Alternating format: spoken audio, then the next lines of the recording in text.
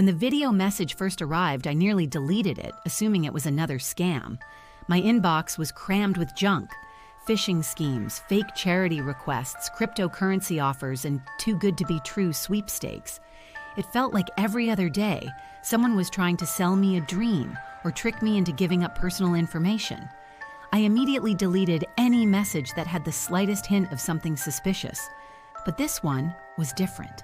The sender was from Ireland, and there was a file attached, an old woman's face framed within the flickering light of a dying fire. "Bridget O'Brien-Taylor," the woman began, her voice brittle but steady. "You don't know me, child, but I am Siobhan O'Brien, the last in a direct line of O'Briens. I've looked far and wide for someone connected to the old blood, not just any O'Brien, but one the ancestors themselves have chosen." Siobhan explained that her ancient family castle in Ireland, abandoned for decades, now belonged to me.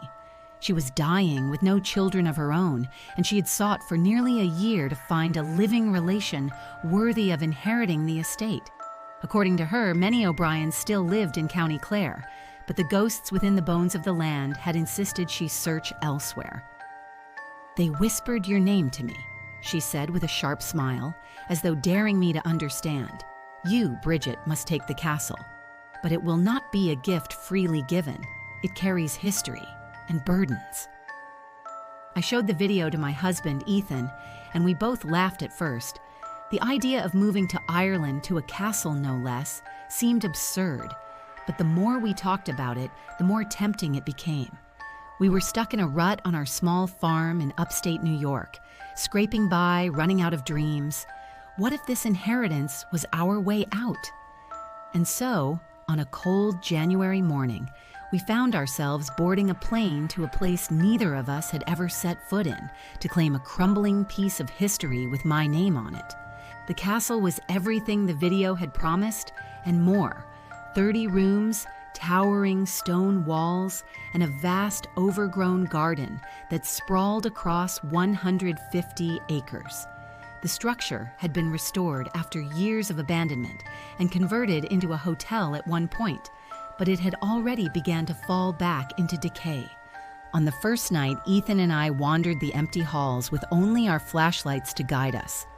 Portraits of long-dead ancestors lined the walls, men in battle armor, women in medieval gowns, and I could almost feel their gazes follow us as we explored.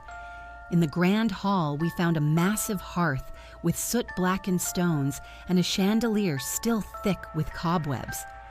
"It feels like it's waiting for us," Ethan said with a grin, but I shivered. Something about the place was unsettling, as though it wasn't just old but alive, watching and waiting.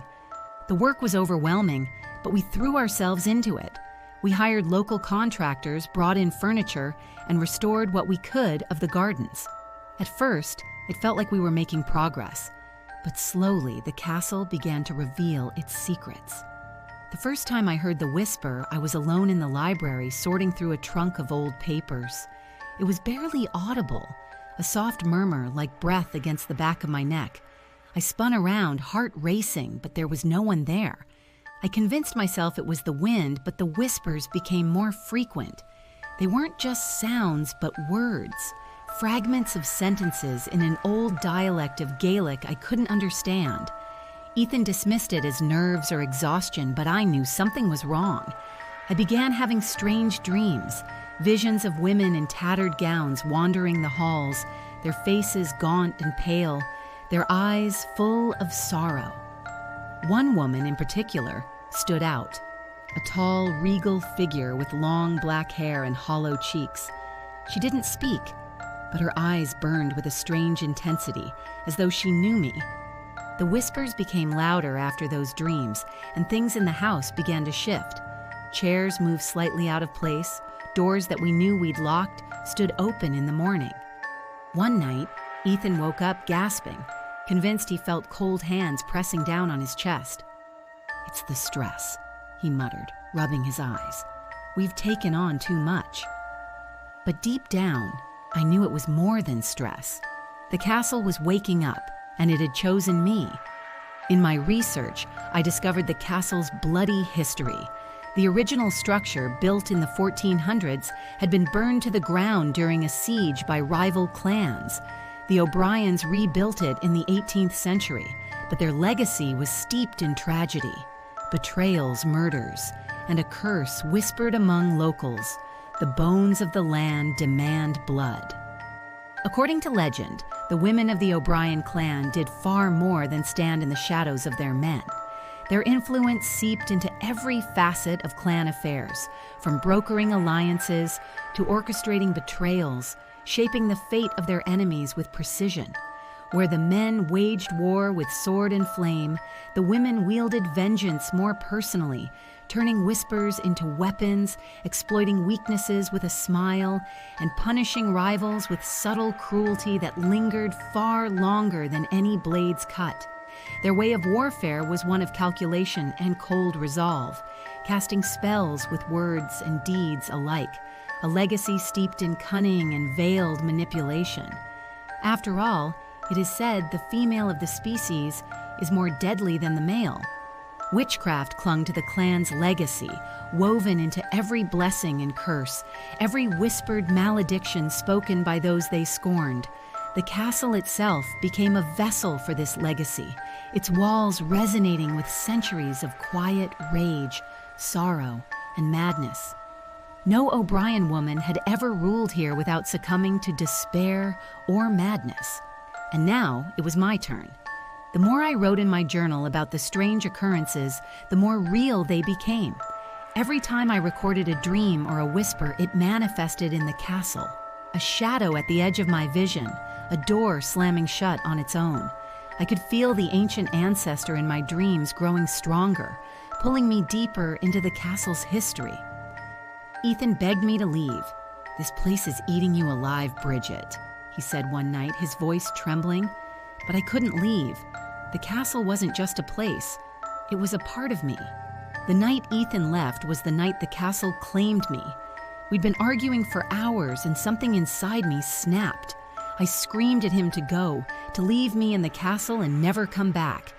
He stormed out, slamming the door behind him. That was the last time I saw him alive.